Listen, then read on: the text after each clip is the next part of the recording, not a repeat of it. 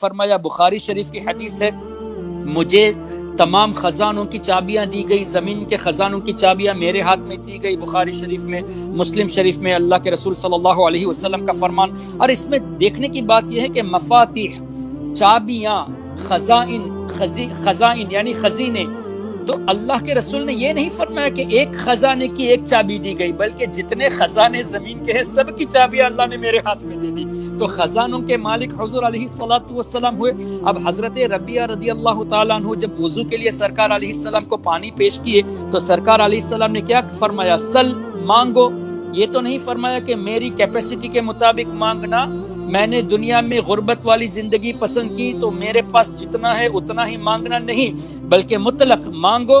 حضرت ربیعہ صحابی تھے نا، فرمایا یا رسول اللہ اسألک مرافقتک فی الجنہ، آپ سے میں جنت میں آپ کی رفاقت مانگ رہا ہوں، مسلم شریف کی حدیث۔ اب حضور نے یہ تو نہیں فرمایا کہ میں کیسے جنت دے سکتا ہوں، how can I give it to you, this is not under my control, نہیں، حضور کو چونکہ اللہ نے مالک بنایا ہے، سرکار علیہ السلام نے فرمایا او غیر ذالک، اور بھی کچھ چاہیے؟ وہ تو دے دیا، اور بھی کچھ چاہیے؟ تو حضرت ربیعہ رضی اللہ عنہ فرماتے ہیں یا رسول اللہ یہی کافی ہے، آپ کی رفاقت جنت میں مل جائے یہی کافی ہے۔